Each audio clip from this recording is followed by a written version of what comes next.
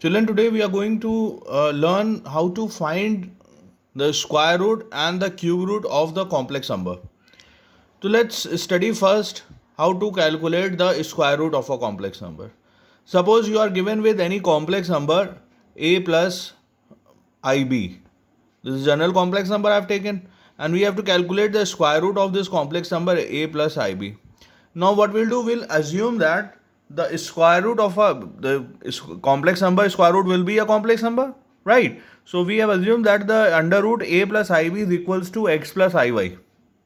Okay, so when we do the squaring both side, what we'll get, the square root will be removed here, so we'll get a plus ib and equals to x plus iy to the whole square. Now expand this square by a plus b to the whole square formula. We'll get a plus ib equals to x square plus I square y square plus I 2xy.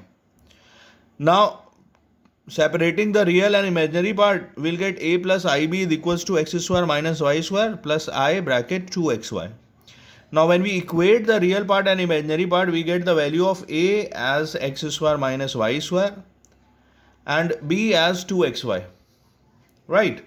So from here, from these two equations, when we solve and calculate the value of x and y, now x and y as obtained, then we will say that the square root of a plus I, and the square root of any number is plus minus of that square root, right? Like square root of 9 is plus minus 3, square root of 16 plus minus. Similarly, the square root of a complex number will be plus minus times of x plus iy. So this is a format for finding the square root of a complex number. Alright children, note down this much first. Now children, let's see this sum so that we can understand how to calculate the square root of a complex number. In this sum it is given that find the square root of 5 minus 12y. Okay, so the solution will be like under root 5 minus 12y we have assumed as x plus iy, the condition we have studied earlier. So from the first condition we can say that the value of x square minus y square is 5, like x square minus y square is a and the value of a is here 5 given, so the value of x square minus y square will be 5, and 2xy is b and the value of b is minus 12 here, the value of 2xy will be minus 12. Now from here if we calculate the value of y, we get the value of y as minus 12 upon 2x, it will be minus 6 upon x. So this is the first condition that we have obtained from here. The value of y in terms of x. On substituting the value of y in terms of x here in this equation, what we will get, x square minus in bracket minus 6 upon x whole square equals to 5. On simplifying, we'll get this quadratic equation x to the power 4 minus 5x square minus 36 equals to 0. So we'll do the factors of this quadratic equation. We'll split the middle term. So the two parts will be minus x to the power 4 minus 9x square plus 4x square minus 36 equals 0. Now x square is common in the first two terms and plus 4 is common in the third and fourth term. So now you can see that the two factors will be obtained, x square minus 9, x square plus 4. So when we equate x square plus 4 equals to 0, the value of x that will be obtained is complex. And we know that x is the real part of the complex number. So there will be no iota present or the imaginary part present. Is a purely real number, real part. So the value of x under root minus 4 is not possible. So we'll consider the value of x as plus minus 3.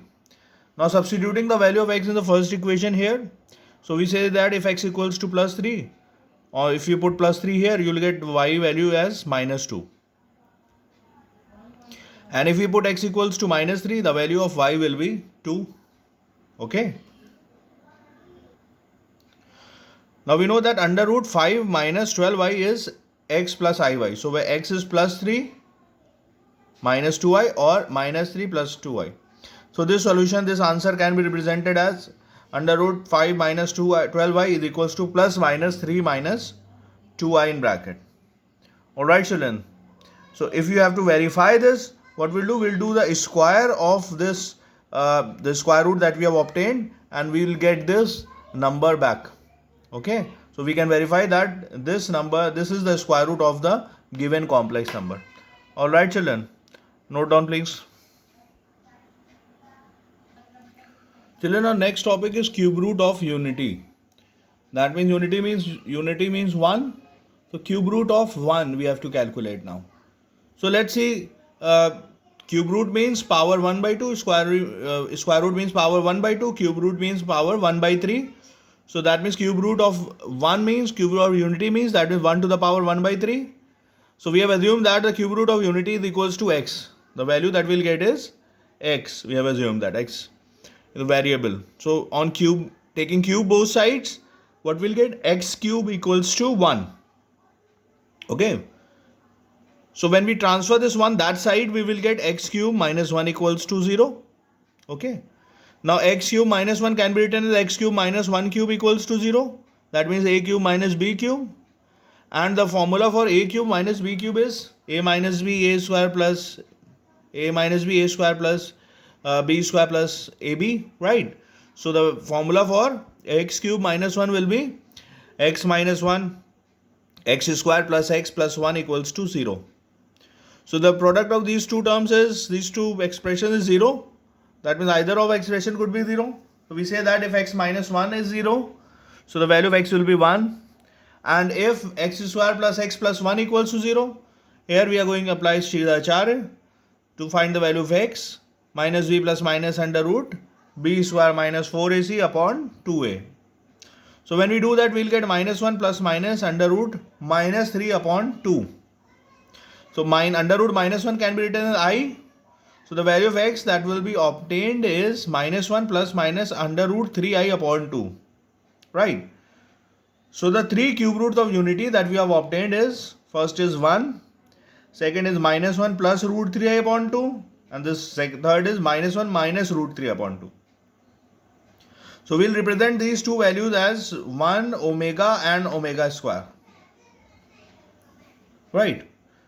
This value is the square of, we can assume this value as omega, then this will be omega square. If you do the square of omega, we'll get omega. So either of the values are the square of other. Right? If we do the square of this value, we'll get this value. If we do the square of this value, we'll get this value. Right? So either value can be assumed as omega. Right? So these are the three cube roots of unity. Note down please. Children, now let's discuss the properties of cube root of unity. Okay, the first property says that each non-real cube root of unity is the square of the other. That means that what we have discussed, if we do the this non-real cube root of unity square, we'll get the other cube root of unity. That means if we do the omega square, we'll get omega square. Omega to the whole square, we'll get omega square, right? This generally we assume that minus 1 plus root 3i upon 2 is omega, and minus 1 minus root 3 upon 2 is omega square, right? So if we consider that this is omega, then if we do the square of, then we'll get the omega square value as minus 1 plus root 3 upon 2. Alright, let's move to second property. Second property says that each cube root of unity is the conjugate of other. Conjugate of other means if omega is minus 1 plus root 3 upon 2 and omega square is minus 1 minus root 3 upon 2, then if we do the omega bar, that is conjugate omega, we'll do, the value that we'll get is minus 1 minus root 3i upon 2. Minus 1 minus root, and this is the value of omega square. So omega bar is omega square. Similarly, if we do the omega square bar, we'll get omega. Alright. Now let's see the third property. The sum of the cube roots of unity is 0. Now 1 plus omega square is 0. So if we put the value of omega and omega square here and calculate, the value that we'll get is 0. From here we can say that the sum of the cube root of unity is 0. Fourth property says the cube root of the cube root of unity is, the product of the cube root of unity is 1. That means 1 into omega square is 1. Right? So we can verify by substituting the value of omega and omega square here, and then when we solve, we'll get omega cube equals to 1. Fifth property says that each non-real cube root of unity is a reciprocal of other. That means omega is 1 upon omega square, or omega square is 1 upon omega. Again, we can verify by substituting the value of omega square here, and then calculate, we'll get the value of omega here, finally. Last property says that three cube roots of unity are the vertices of the equilateral triangle formed on the argand plane. What are the three cube roots of unity? 1, omega and omega square. That means if we represent the cube root of unity on the Argand plane, they will form or the equilateral triangle, or they will be the vertices of the equilateral triangle. Alright children. Note down all the properties please. Children, now let's see few sums so that we can understand the topic. In the first sum, it is given that evaluate omega to the power minus 30. Evaluate omega to the power minus 30. Right. So let's see the solution, how we are going to solve using the properties of the cube root of unity. Omega to the power minus 30 can be written as omega cube to the whole power minus 10. By the law of indices, power in bracket gets multiplied. Omega to the power minus 30 can be written as omega cube to the whole power minus 10. Now we know that the value of omega cube is 1. So omega cube is 1 to the power minus 10. 1 having any power is 1. So the result is 1. That means omega to the power minus 30 is 1. Let's come to the next sum, children. Now in this sum it is given that prove that 2 plus 5 omega plus 2 omega square to the whole power 6 is equals to 729. So what we'll do? We'll evaluate one side and try to prove the other side. So we will evaluate left hand side and try to prove it to right hand side.